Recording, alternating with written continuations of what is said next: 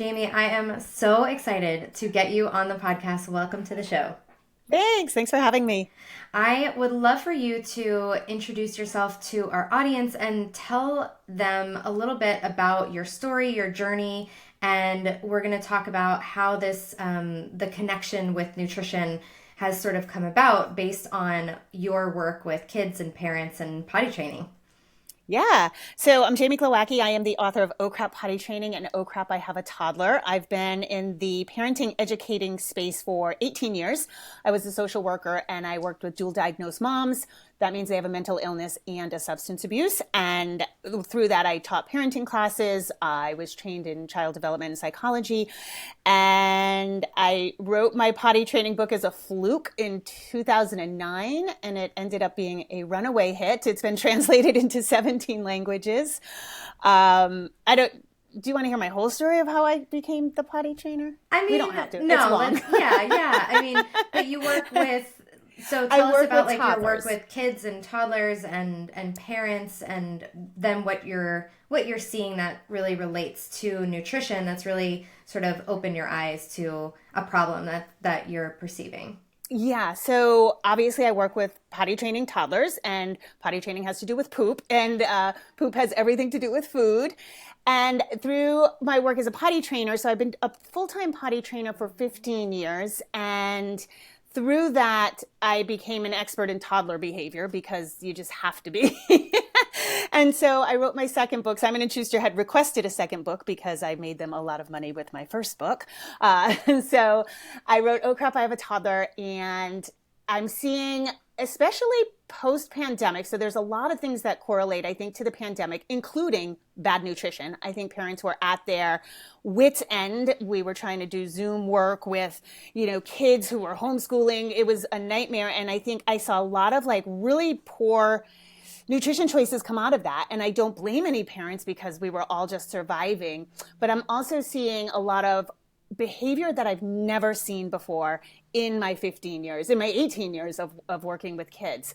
Like really, really not just the neurodivergent for sure, a lot more neurodivergence, but more like clingy, impulse control, things that are toddler, we would expect in a 2-year-old, we're seeing in 5 and 6-year-olds.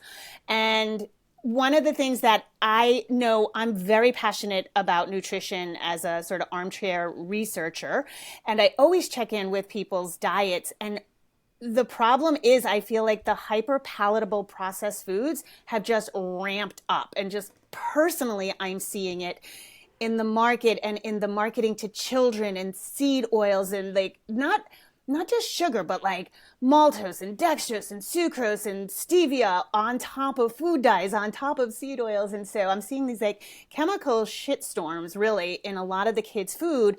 And to me, it's very obvious that that has something to do with improper pooping and inappropriate behavior. But I find that a lot of parents just don't want to look at food because it's a challenge. It's just really hard. And so Yeah. they come to me and they're like, fix my kid. And I'm like, well, no, we're going to fix you. And then we're going to fix your cupboards. And then we don't have to fix your kid. It's never the kid. The 3-year-old is not like an evil little maniac who came out of the womb that way. Right? Yeah, so this is so interesting to me, and because I personally don't have kids, but I worked with kids for many, many years as a pediatric speech therapist. So I was sort of on the front lines seeing behavioral issues as well, and speech and language problems.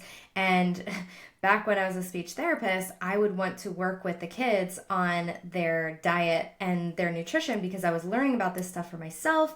And then I did all this continuing education, and I was, having these informal, not really allowable conversations Yeah. with parents like, oh, I wonder what would happen if he just didn't get his powdered milk bottle.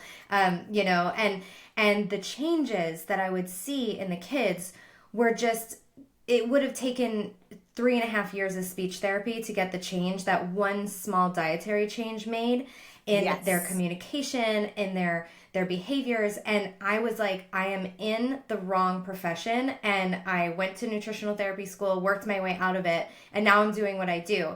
And I had originally wanted to work with kids on the spectrum because I just had seen so many incredible changes happen with these kiddos that I was working with in speech therapy, and we changed their diets, and they were doing pretend play. They were doing like sitting and having joint attention, and they got more words and more vocabulary, and they were paying attention.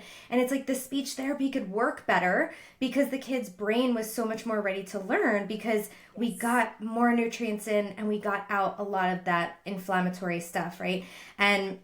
But I sort of ran up against, I don't have kids, and there's picky eating. I don't know how kids work. Like, so then I felt like, I'm like, I don't know this world enough. And so I transitioned to doing blood sugar stuff. But in my heart, I still have, like, I still want to talk to parents of kids who could benefit from a healthier diet, which is, I feel, most kids, right? So yeah. Absolutely. Yeah. So what are you seeing in terms of like behavior? Like, how does this connect to like the poop, to the potty training? Like, I'm so intrigued by all of this, but just tell me like what you're seeing and where these connections are.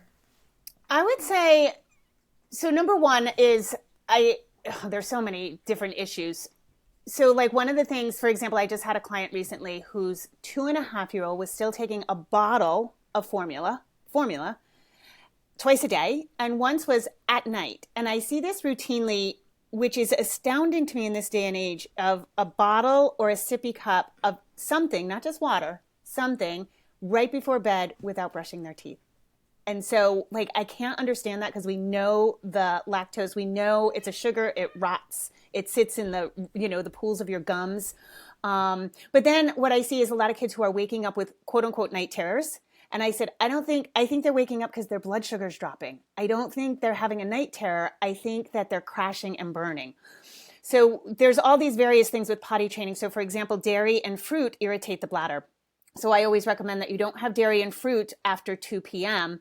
because that will help with the child staying dry overnight. And parents will be like, well, no, they have to have their after dinner snack. Now I'm seeing a kid, generally speaking, this is a kid who just got home from daycare. Both parents work, pick them up. Kid's getting home at 6. They're having dinner at 7. And now the kid needs a snack before bed. And it's going to be yogurt and fruit. And I personally, part of this ties into my son's almost 17. So I have seen 17 years as a mom. And I was the food Nazi when he was little. I really was. There was only whole regular food. I was the whack job who brought my own food, my own baked cupcake to the birthday parties. Like, I was that crazy lady, but I don't regret it. And I've seen the trajectory of food get more hyperpalatable, get more processed. And so one of the things I did personally with my son is I went on a tear, because I was like, these yogurts suck. So I went to every market and I looked at every single yogurt. I had a spreadsheet, a database of like the sugar, the protein, the fat. And as soon as you add flavor, even vanilla, to a yogurt, you instantly jack up the sugar, I think to like 36 to 53 grams of sugar. Like, that's insane for breakfast, and that's your healthy option. So literally I did this comparison. Believe it or not, Trix yogurt was one of the best. I thought that was weird.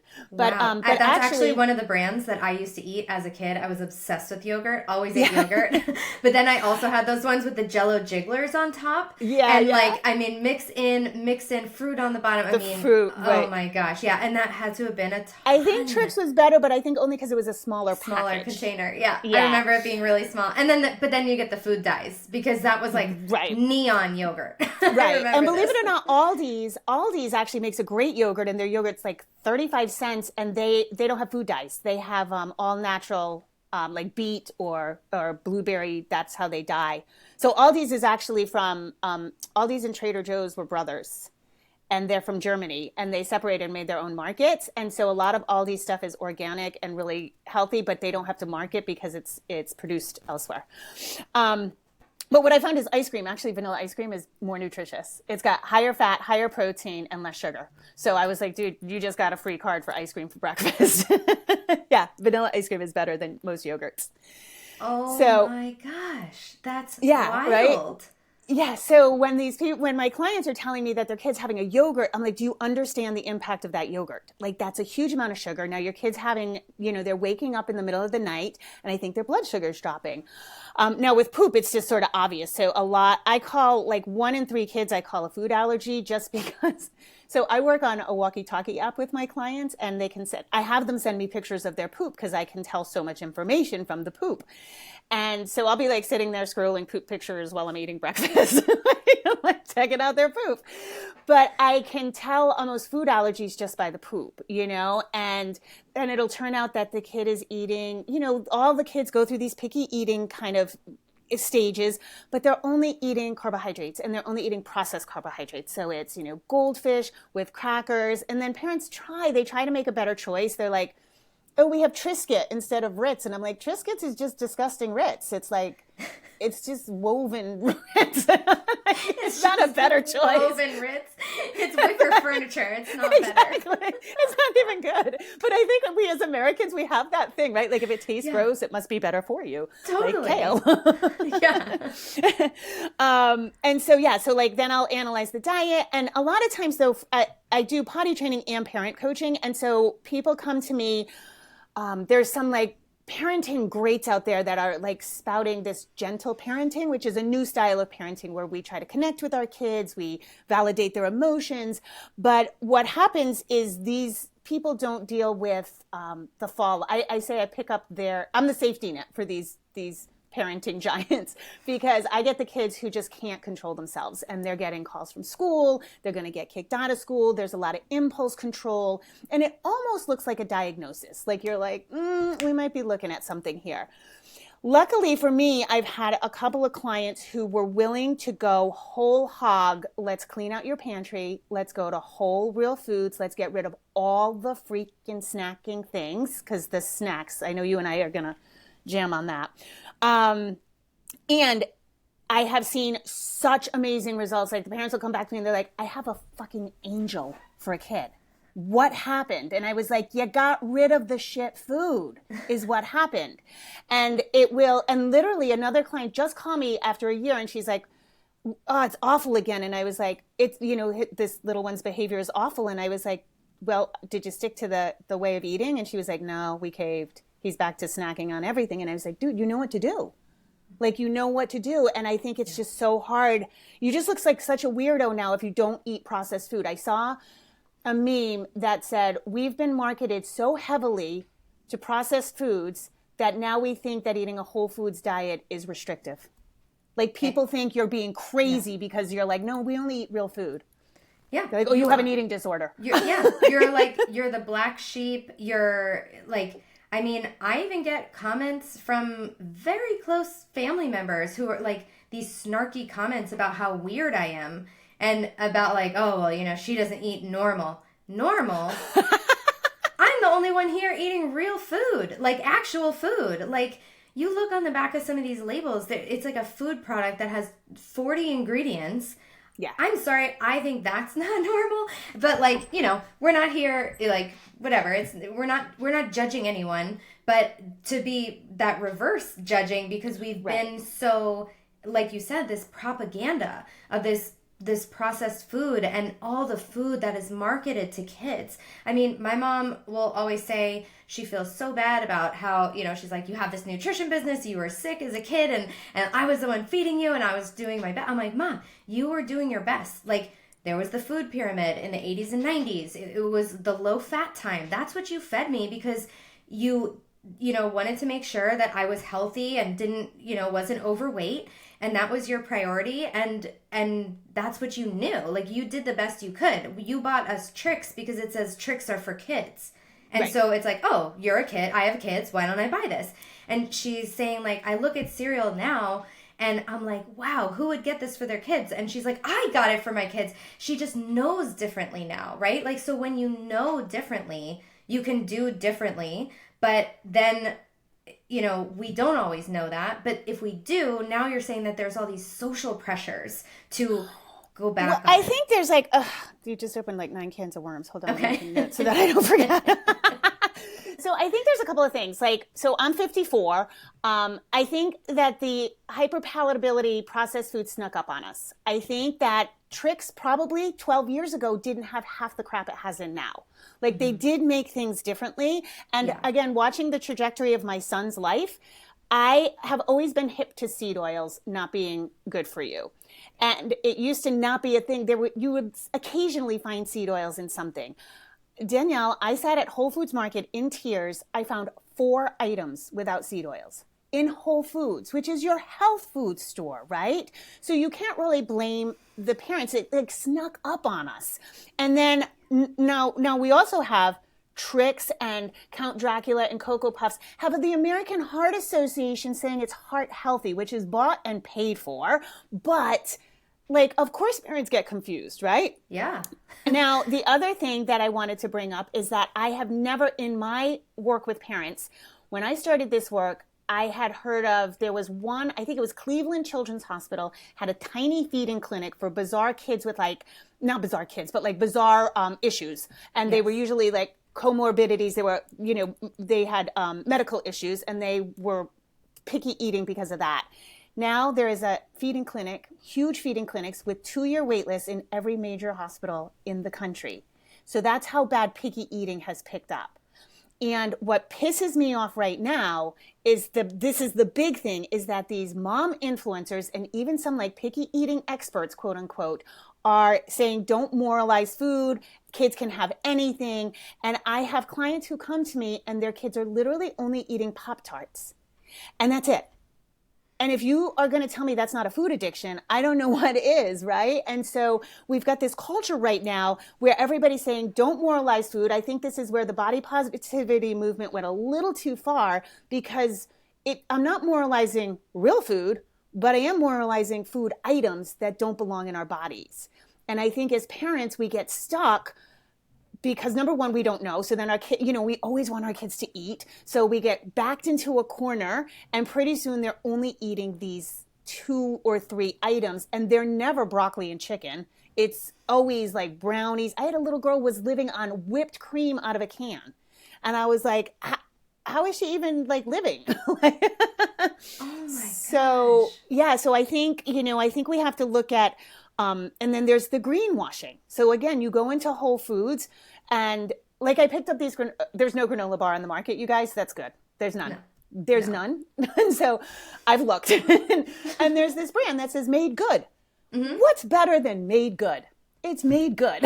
So I pick it up and I'm hopeful and I read the ingredients and I'm like, jeepers creepers. I can't.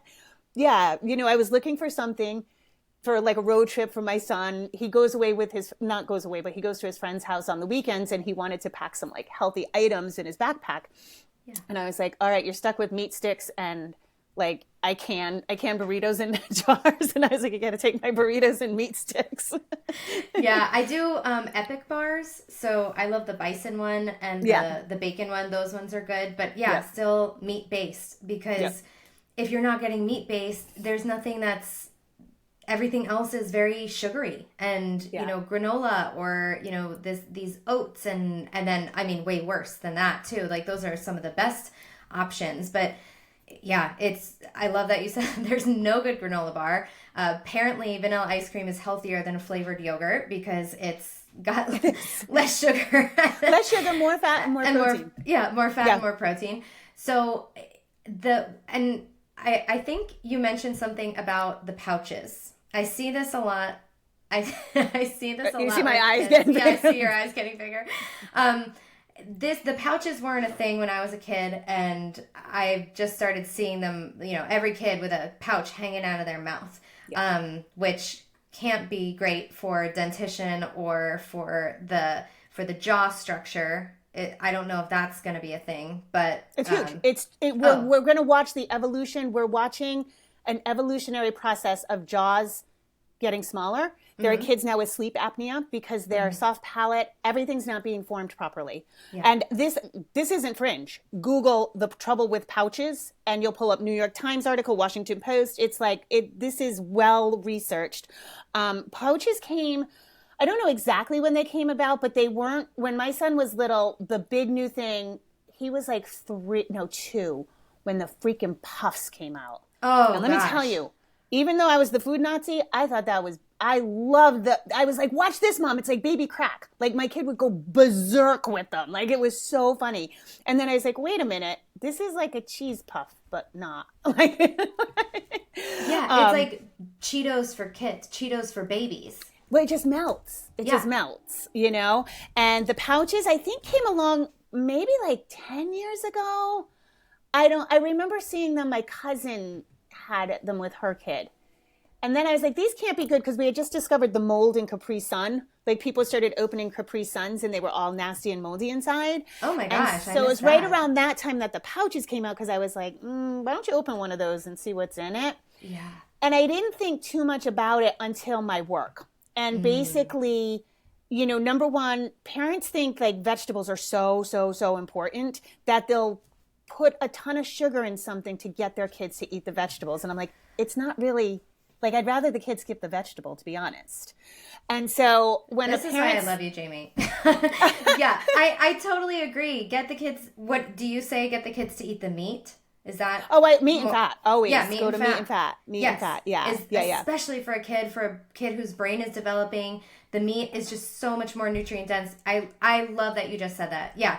Don't put sugar in the vegetables to get the kids to eat the vegetables. Yeah, so parents will brag to me all the time. They're like, oh no, my kid drinks a green smoothie every day. And I'm like, A, stop because of the oxalates. B, what are you putting in that? A 2-year-old who drinks a green smoothie, you put some big pineapple juice in there, some mango juice. You put something in it because no kid is drinking like celery juice straight, which you shouldn't do anyway because that's more nitrates than conventional bacon. But okay. So I and the pouches, so people will use those for vegetables. Oh, no, that's how we get our fruits and vegetables in. And I'm like, there's not a kid on the planet who doesn't like fruit. So in fact, I have kids eating way too much fruit. And again, I see the blood sugar roller coaster. And a lot of times they're eating dried mangoes, pineapple, like these tropical fruits that are super high on the glycemic index. Yeah. So that then what I started to see in my work was people were relying on pouches. They were meals. And then the kids were using them, as a bedtime snack. And then we started seeing like jaw deformities and we started seeing kids who can't chew. They don't like the texture of meat now because it's chewy because they've been having puffs and pouches and everything is soft. So their teeth aren't forming correctly. The pouches are just a mess. If I could do one thing, I'd take the pouches away. And as my, a former having a speech therapist brain, I mean, the effect of that on children's speech and language development has to be huge because anything that's affecting the mouth, like we learn all about palate development and, the importance of chewing to be able to work. The tongue is a muscle. And I bet, concomitantly, there's going to be all these issues for speech and language development. And then as a speech therapist, I did a tiny bit of food aversion type therapy, like feeding therapy. And I was so upset because you would go in the feeding closet, goldfish, pretzels, pudding, like Go-Gurts, Nutella, Cheerios. I mean, it was just all processed food. So if you want your kids to, like, here parents were taking their kids to try to get them to eat more different textures and things like that, but it was still in the realm of processed foods. It wasn't like bring in a meal of like cooked chicken and, something like that. So It was still missing the mark. I mean, I don't know what they're doing now, but it's the same. But I mean, that's true. I don't know if you know this, but that's true of like eating disorder clinics as well, is that they serve super processed, highly palatable foods, and you eating that is supposed to be a measure of your eating disorder success when it keeps your brain. Listen, I had very disordered eating in my early 20s. My brain was on fire. It was crazy. And so I healed eating disorder by getting nourishing foods. I don't think you can heal the brain when you have goldfish and Pop-Tarts and these granola bars, And same thing with kids is like, I always feel like, dude, if you're going to do the work to introduce a new texture, introduce a new texture. Don't make this like sort of lateral downward move of like Pop-Tart to goldfish. Like that's not Yeah, that's not the trajectory we need. Right. Yeah, for sure. So, okay, so we were talking about the pouches and is there anything else you have left to say on the pouches, or we feel like maybe we can move on to like snacking culture? Well, I think the pouches segue perfectly into snacking culture, because the only reason when I say take away the pouch, people are like, well, what are we going to, I have to, it's for the car. Why is your kid eating in the car? Well, they get hangry. Why are they hangry? Well, they didn't really eat. Or I'll start going through a whole meal. And so like this one family I'm working with, which by the way, they hired me. I'm literally going to their house to clean out the cupboards and sit with them for the first couple of days of their daughter's detox. And so, she had a waffle with syrup. Well, of course she's going to be hungry an hour later, or have a meltdown at school an hour later, or have impulse control an hour later, because she just had carbohydrate with carbohydrate, Yeah. So we go through that kind of thing. And so what I find is the pouches and the snacks. So the snack culture is two-pronged. It's the snack foods, but it's also portability. And so I went and did an in-home potty training in Florida. And as such, I followed the family around, and we were taking the little newly potty trained to his gymnastics class, and, hoping he didn't pee on the floor. But after the class, all these little ones come out to their parents, and it looked like birds in a nest. They were like, snack, snack, snack, snack, snack. And so everybody got a little goldfish packet. It was like such a conditioned response. And these kids had like tumbled for an hour. It wasn't like they were starving, We have, if you take kids sports, an hour soccer game, you bring snacks for before, you bring snacks for after, and then whoever brings the snacks, there's often red Gatorade with, some sort of packaged food. So we've really gotten the snacking culture is out of control. I love how you call it mini meals. Yeah, I always say I'm allergic to the word snack, because I say there's no such thing as a healthy snack, because snacking is not healthy. If you are a person whose blood sugar is dropping and need to eat more than the allotted 3 meals, and I know kids can and should maybe eat a little more often than just 3 meals. But the idea of having mini meals, when I think of snack, what does your brain think of? It thinks of goldfish and whatever, and then it'll think of the greenwash snack, something in a package, even for adults. Like, it's not healthy, nourishing foods. So if we say the word mini meal instead, what do I eat at a meal? I eat a protein, I eat a fat, I eat a vegetable. Like, this is where we get more balance, and then we can go longer between meals, and we can stop that hangry response. Because I like how we were talking offline a while back, probably voice messaging on Instagram, and you were saying, like, a parent was saying, like, but she had these protein waffles, and that really stuck with me, because I'm like, first of all, people out there are just so confused, and this is why we're doing what we do, because it's confusing out there. So it's like, I feel so bad for everybody who's just bombarded. Like, how do I know? Like, okay, it says protein waffle. Like, okay, there's 5 grams of protein in the waffle instead of 1 or 2. Like, that's not a source of protein. That's not a food that comes with nutrients. And I think that we're so disconnected from the fact that we need nutrients and where nutrients live. Right? Like, even these pouches, like, what is the processing that they've been through? Like, they're processed. They're not fresh, right? And like, even think about our foods, where our foods are so depleted in our soils, and foods are traveling these long distance to get here. Like, they're not even nutrient dense by the time they get to us. And that's the best we can do, right? So like, think about those further steps of this depletion of all these nutrients. It's like, no wonder why the kids are having the behaviors that they're having, why they're having trouble learning, why they're having trouble sitting still and potty training, and they're clingy. Like, they're just a mess. Like, imagine like a day of you being hungover, and then you're just like pounding, McDonald's and snacks. Like, you're not gonna be your best, right? So like, I've done that. I know. Yeah. I've had those days. It's like, I feel like that's what it is for a kid. It's almost like we look at kids and we're like, kids are supposed to have snacks. Like, look, I'll bring jelly beans for the kids, or like, let me get a lollipop for the kids. It's like, I think that we think, because I feel like I can catch this this old belief in my own head. It's almost like, oh yeah, kids can have the snacks, and then as adults, like, we have to practice, actively avoiding them. Right. But that's not the case. There's like, it's like, why did we have all this junk when we were kids anyway? Right? Yeah. Like in my generation, I'm not sure about yours, but I think it's really started coming along in the 80s when things were packaged, when all these snacks sort of came up. So I think it's easy. And I think as a parent, it's hard. It's a very easy celebratory thing. You had a great day. Let's go get this, It's an easy bribe when you have a situation where you really need your kid to like chill out, and you're like, okay, here, have the I think it's easy to fall into the pitfalls, but the snacking, I think, it is very new. And I have a couple of stories. One of the things, my son went to this summer camp. He started going, he was 9, and it's an island in New Hampshire on Lake Winnipesaukee. And I'd been to this camp, and the food is horrible.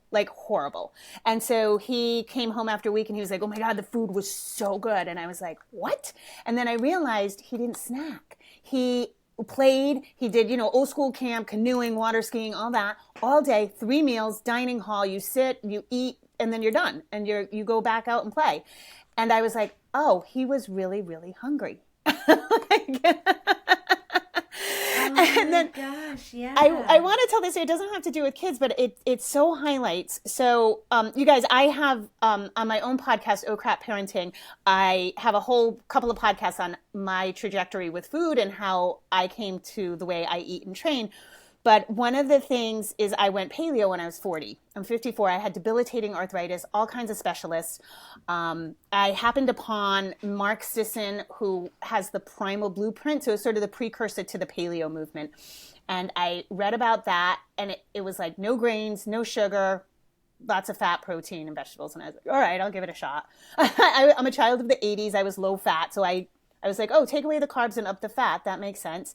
Within 5 days, I could get out of bed standing straight up. I had my flexibility back within 2 weeks. It was miraculous. I became obnoxious. I told everybody who would listen that you need to give up grains and sugar.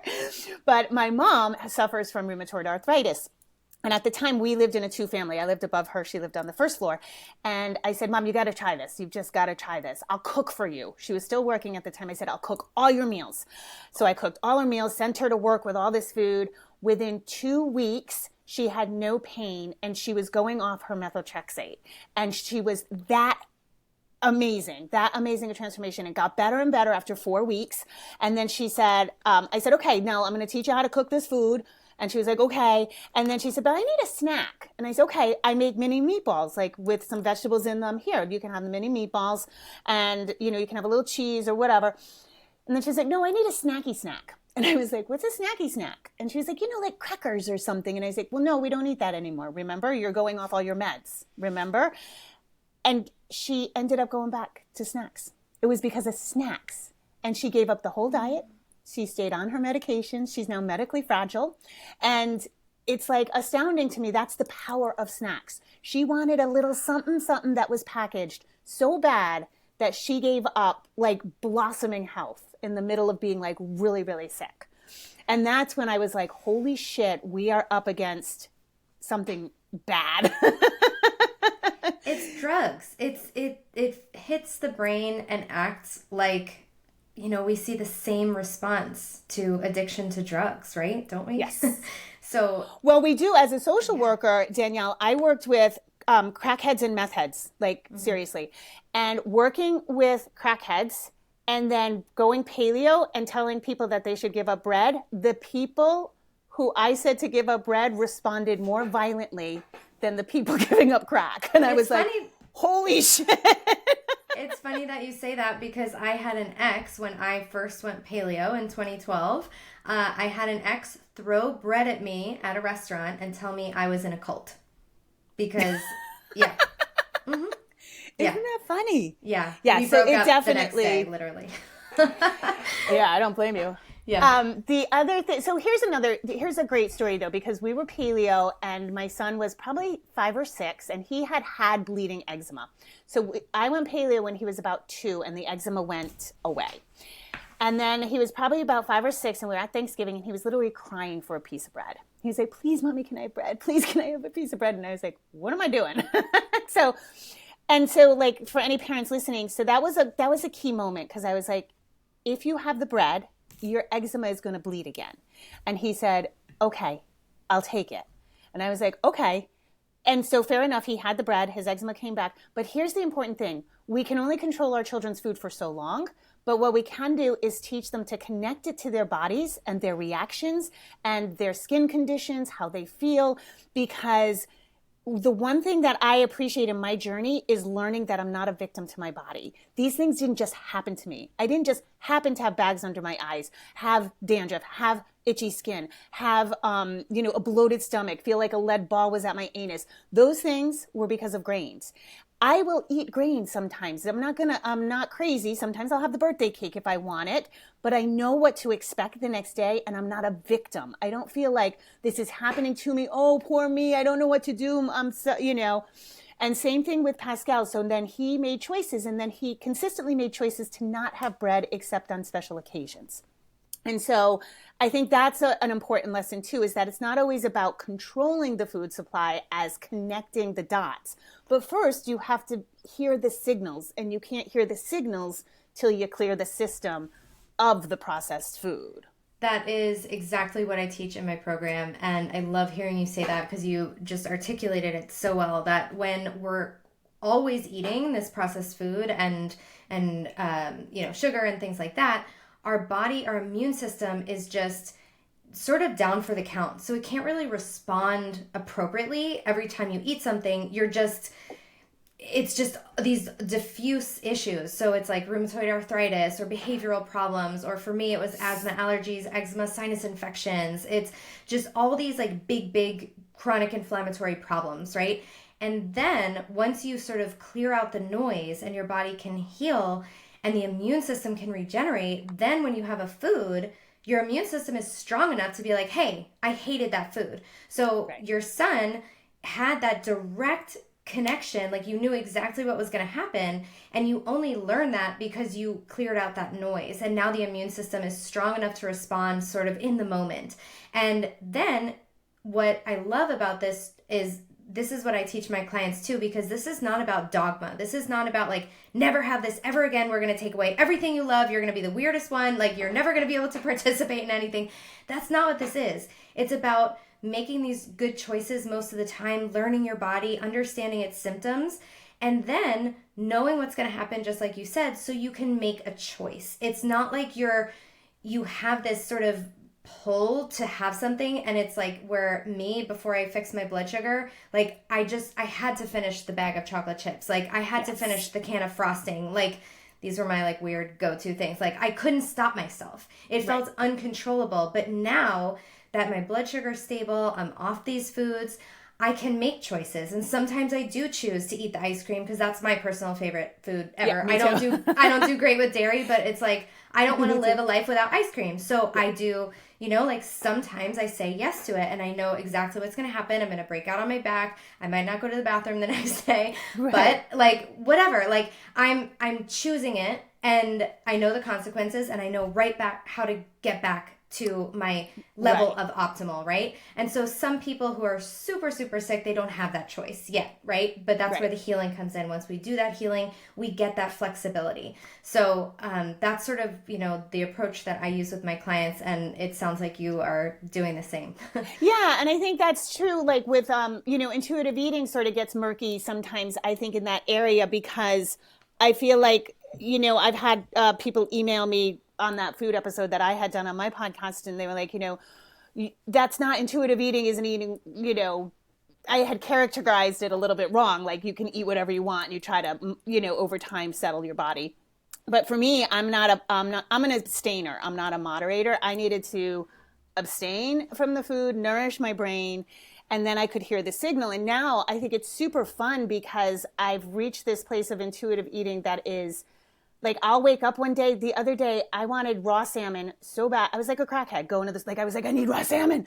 And then like I'll crave oysters, or just the last 2 days, I hardly ever eat vegetables. And the last 2 days I've just been eating tons of vegetables. Like I'm just like, oh, I just want more vegetables. And so it's like being able to hear those signals. And I don't know what's happening. Maybe it's the spring detox or whatever, but I'm able to honor it because I'm not, like, I just think if you're craving Doritos, that's a psychological event. That's not your body. You know, and Robert Sivas, I don't know if you know him, he's the carb addiction doctor. Yeah, he says all snacking is a psychological event. It's not, you're not really hungry. Yeah, and what I find is if I don't fill up on protein, I succumb to that like desire to snack. All of a sudden the desire to snack pops up in my head. I'm like, I'm not a snacker. It's like I didn't balance my plate right. I did not get enough protein, and we will eat. There's studies that show that humans and many animal species will eat until they reach their protein needs. Yep. And if you don't get that protein need, you're going to be driven to eat more. But usually what's around, you know, what are the things that the people are eating? They're eating these hyper palatable, like processed carbohydrate foods. So it's like, then you find yourself, you're eating the chips, you're eating the snacks. And this can go for kids too. They're going to be cranky and hungry because they're not nourished in the right way with the big balance of these macronutrients, these carbs, fats, proteins. And then, of course, we're really severely malnourished in those micronutrients, the vitamins and minerals. So, Jamie, tell me what things you're seeing and maybe some tips you have for just taking this into the real world. You mentioned the portability, like kids' birthday parties. Like, how do parents...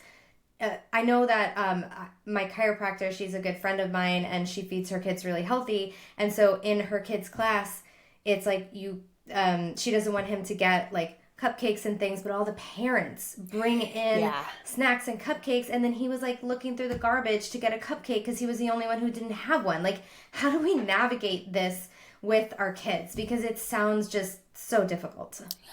I think, you know, you have to be committed, number one, and yet you may not be the loudest person, but you have to get a little bit loud. Like, you have to address your school. I was the one who went to the school and was like, why are we doing this? There's 24 kids in this class. That's 24 days out of the year that somebody's bringing in cupcakes. Then we have Valentine's Day, St. Patrick's Day, you know, coming back from Easter vacation, Christmas, all these holidays. So I got a policy instituted that, like, we just didn't bring in food. Like, it wasn't, we can celebrate in tons of other ways. And if people wanted to celebrate, they could go to the dollar store and get, you know, cheap something, stickers, whatever. I was, you know, I'm a doer. So like when my son started playing baseball, I coached, I was on the board. And then I was like, you know, no, we're stopping this snacking at, you know, these kids, they were on the field for an hour. Like, they're not going to die. We don't have to do the parent snack thing. So I felt really strongly about that. But I think I work with clients just on what is actual nutrition, because I think people are super confused. I think one of my rally cries is for toddlers. Like, the family dinner is nonsense. So, like, because they wait too long, they cook a fancy meal, or any meal really, but the child's eating too late, they're getting to bed too late, and it's not a connection point because the kid's like sliding off the chair and being obnoxious. So we really work on, like, a lot of times it's a one-on-one basis of like, what's your routine? Can we do a really good breakfast? Set the kid off in a really good breakfast, high protein breakfast, and then maybe dinner is a peanut butter and jelly sandwich because it's easy, and then you can spend the time connecting with your kids. So where can we put the highest nutrition in? I'm a huge fan. I would say the best thing you can do is a kid charcuterie board. So, you know, whether it's, you know, meat sticks, olives, avocado, cheese, deli meat, just have that out, and kids love it. They can pick, there's variety, vegetables. For parents, I always say part of it is a little bit of preparing. So I'm a single mom, and I used to own an actual brick and mortar store. And so I had these hacks because I was busy. One thing I did is we only had 7 outfits, 7 pairs of underwear each. So I had to do laundry on Sunday because otherwise I'd let it pile up. But what I would do is twice a week, I would cook all the things. I would grill chicken breast. I would cook up some hamburgers, a meatloaf, meatballs, mini meatballs. I would boil potatoes so that I could have mashed potatoes, home fries. I would get that all set. I would get, as soon as I get home from the market, all vegetables get washed, cooked, and put in baggies so that they're ready to be grabbed. I could make a salad. I could make something for him that was easy. I always say have a really healthy default meal. So for my son, it was he loved chicken breast and like peas and carrots. And that was, I'm a very adventuresome eater. So if he didn't want to eat what I was eating, that's cool. But then I reheat up a chicken breast and peas and carrots. So that was the default meal. I wasn't cooking something else, but it was a healthy option. Because I think what happens for a lot of parents is when we serve something that the child doesn't like, we're so anxious to have the child have something that's when we start to get backed into a corner, because we're like, oh, you want a yogurt? Well, once you have a yogurt, you got the sugar. You know, do you want this? Do you want that? Do you want this? And so we start catering because we don't want to make another meal, but we end up giving them something processed. And then I think I just got really strict. I had a friend of mine say this to me when Pesca was little, and it really stuck with me because she refused to buy sippy cups. And this was back, sippy cups were kind of new. They were like the thing, right? They didn't make a mess. And she was like, no. And I was like, really? But what if he gets thirsty in the car? And she was like, we're not driving to Florida. He can wait. His thirst can wait till we get home. There's no reason to have liquid in the car. And I was like, oh, never thought of that. Yeah, he can wait. We're not going that far. And so like hydration and food. So I just got committed to, we're not eating in the car. That's not where we eat. We sit down at a table, we chew our food, we enjoy each other's company. We don't watch TV. We don't eat in the car. And once I made that commitment, then things shifted, you know? That's a really good one. And it's a good point. Like as adults, we don't get in the car and start eating. We might bring a coffee with us, but you know, like, yeah, it's not like, oh, I'm sitting in my car, it's time for snacks. Like, yeah. So I guess I understand. The only reason you're in the car is because your kid is hungry or you're hungry and you stop at a gas station. And even if you're stopping for hard-boiled eggs, if you are eating enough protein and fat, your hunger shouldn't be urgent that you have to pull over, you know? Yeah. I mean, if you're on a road trip and you're pulling over at a rest stop. That's different. That's the best part of being a grown-up. You can buy whatever you want. And what about like kids' birthday parties and navigating? Like you talked about school, how you're like, hey, we're just, you know, getting the policies to not bring food and celebrate in other ways. And I think that message can be like translated to a lot of other situations that you shared, like after gymnastics, maybe every kid gets like a stamp. Kids were obsessed with stamps, you know? Yeah. A stamp or a sticker or a tattoo. Like, oh my gosh, give a kid a temporary tattoo. You know? I know, right. That reminds me though, I wanted to say this because I think people forget this. Our stomachs are as big as our clenched fist, and that goes for a child. So if you look at their little fist, and now you just fill that with goldfish crackers that add water and it's going to expand, no wonder your kid's not hungry for dinner. You know, so when we start thinking of it like literally like volume, what are you putting in?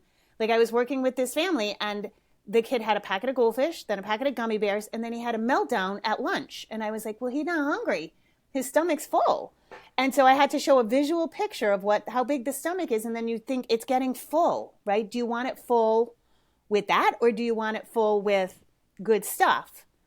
Yeah. And on that note, so I compare this, and tell me if I'm taking too long, Danielle. No, you're fine. You're fine. So my dog, you bring your dog to the vet, right? Very first thing they do is weigh your dog. And they're like, what are you feeding them? How much? Right? And because dogs are little, like 5 pounds means a lot. So my vet was like, your dog is chunky. And my dog doesn't look chunky, and my dog is a woods dog. He runs like 10 miles a day. So I took offense, and then I was like, all right, I feed him like non-dog items, like some peanut butter, some cheese, right? Like he's so cute. I'm going to give him a treat, right? And I was over-portioning his food. So I said, all right. So I got out the scale. He can have 2 pounds of food a day. And I buy a cow at a time, so he eats like raw meat and liver and chicken, whatever. So I'm cutting up the food and I'm measuring it. And I was like, oh, I wonder if he needs a little rice. And then it was so obvious to me, rice would have been a precious 3 or 4 ounces of nothing. There's no nutrients in rice except glucose, which arguably we don't need, right? So I said, why would I waste that space? He only gets 1 pound of food per meal. Why would I waste that space with rice? It's a filler. Right. And then all of a sudden I was like, oh, yeah. This applies to humans too.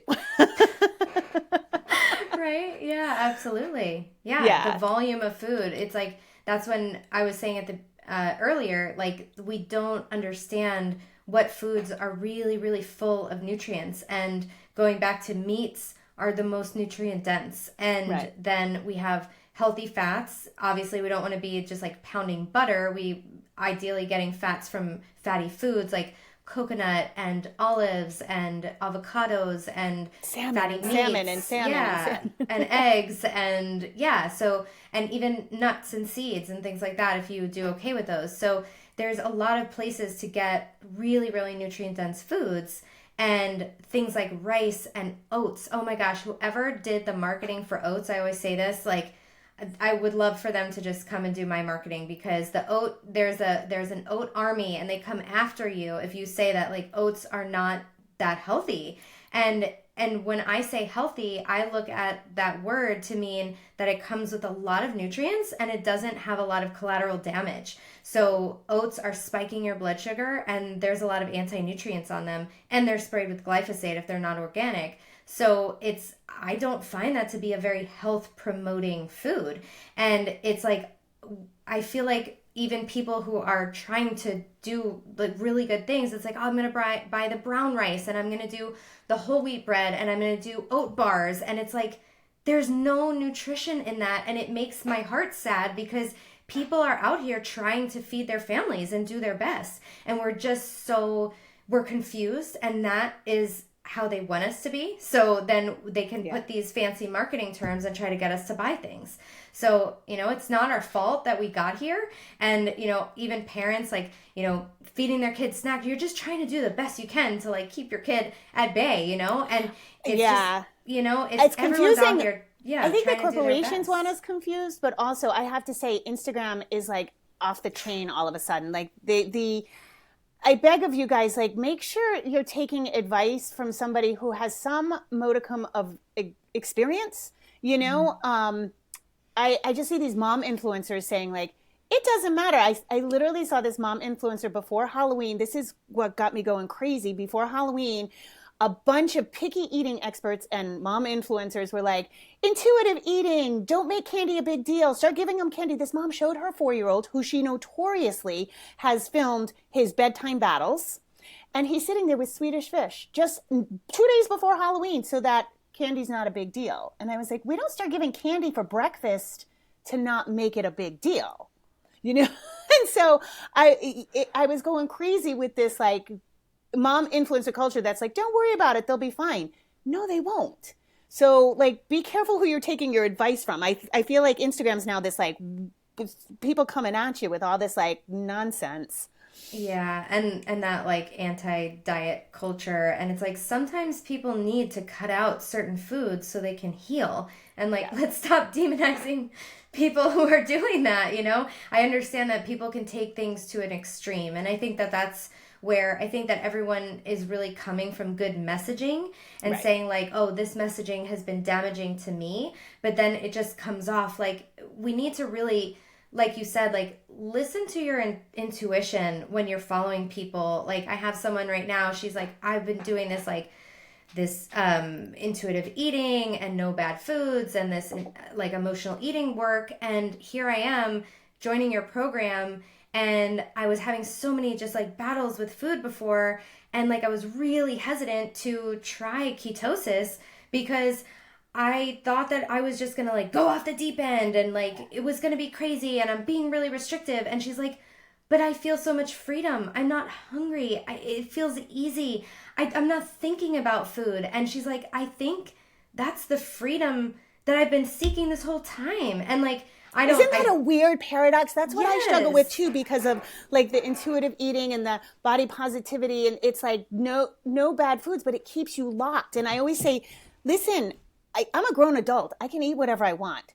But if I eat a cupcake, I'm chasing cupcakes all day. So now I'm managing food. I'm not working. I'm not working out. I'm not connecting with my kid. My mind is focused on where can I get the next cupcake. So my mind reacts to that cupcake like a drug addict. So that's not fun. That's not No. healing. That's and not so freedom. That's where That's not not food freedom. Yeah. And people, when I went strict carnivore, people were like, it's so restrictive. And I was like, really?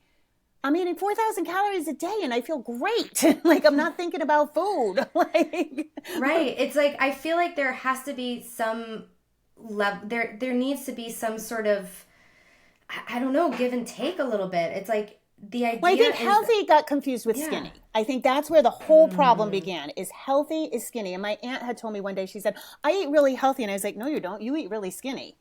Non-fat everything, like just chicken breast. And so I think that's where the big thing came in. And that's where we resisted, the body positivity movement is like, no. Health is not about skinny. And I know plenty of skinny people who aren't healthy, but also there's not health at every size either. Like, it's not, I agree. But I wanted, can I go back really quick? Because I wanted please. to talk about birthday parties and things like Halloween. Please. So my approach for these things has been, I do think children have the ability to moderate more than us. So I destroyed my ghrelin and leptin.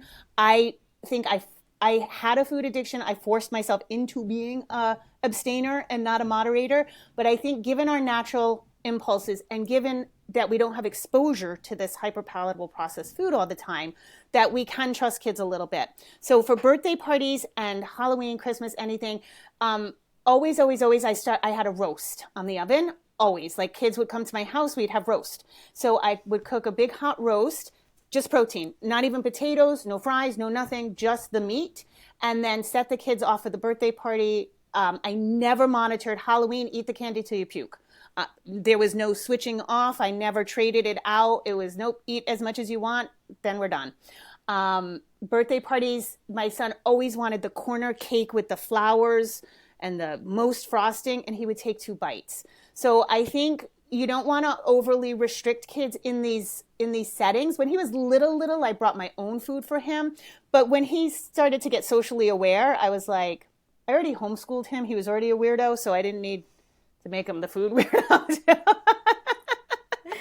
So, I think that we can trust kids. And I have seen kids have really bad.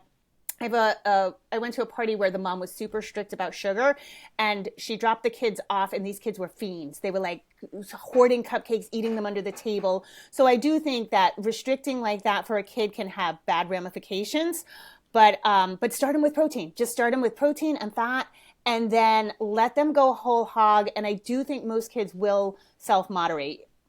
Yeah, absolutely. If we fill with the protein and fat, you'd almost feel like you just have a little bit and you can leave it because your blood sugar is so stabilized and you're so full already. You have all those satiety hormones kicking in that it's not like if you were to eat a piece of cake and you haven't eaten anything and you're getting ready, you go to a party, it's late, it should be dinner time, and like you have a piece of cake, you're gonna want more cake because you're hungry. So exactly like you said, it's set the kids up for success and the parents too by having lots of good protein and fat first, and then just letting them off. And then the idea that there's times for celebration, and sometimes that celebration involves food, and so that is part of our culture. So it's navigating that without being overly restrictive on it, I think is I think it's finding remembering that they're celebratory for a reason. Friday night isn't celebratory.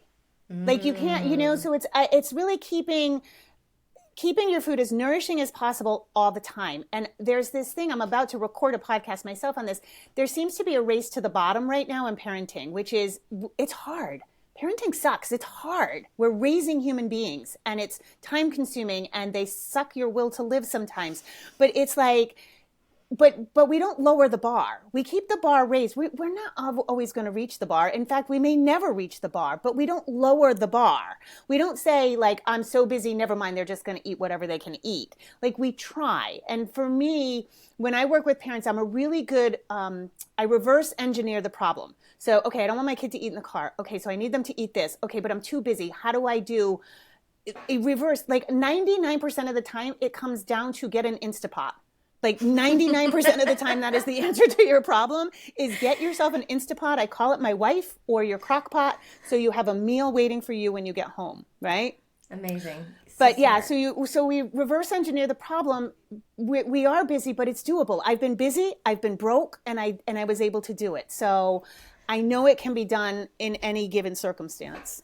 I love it. Jamie, this has been so helpful and so informative, and I feel like even if you don't have kids, there are so many takeaways just for adults, for kids, for families, and so I really appreciate you coming on. Tell people where they can find you, where they can get your book, how they can work with you, all the things. Everything you can find at jamieglowacki.com. That's my last name, Glowacki. Jamie.glowacki on Instagram. I have a TikTok account. There's 5 videos. I'm never there, so don't try to find me there. I haven't figured out TikTok yet.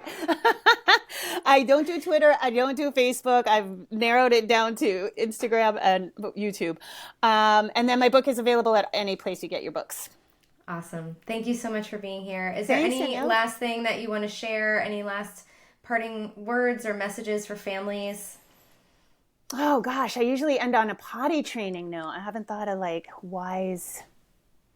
It's hard. It's hard, you guys. It sucks, and I think somehow Instagram or Facebook has made us believe that it's easy, and if it's not easy, you're doing it wrong. You're not. It's hard, and our kids just. I'm so passionate about this food because as a menopausal woman, it comes back to kick you in the ass. I see it all around me, and I'm skating through menopause, and I see the cumulative damage in people all around me. And so it isn't just harmless. You know, yes, once in a while, a Snickers bar is fine, but the cumulative damage of this stuff it's gonna bite you in the ass. So Yeah, I love it. And I love your kind of no nonsense messaging because it is hard, but we have to do it because the consequences are too severe not to. So yeah. thank you so much for being here.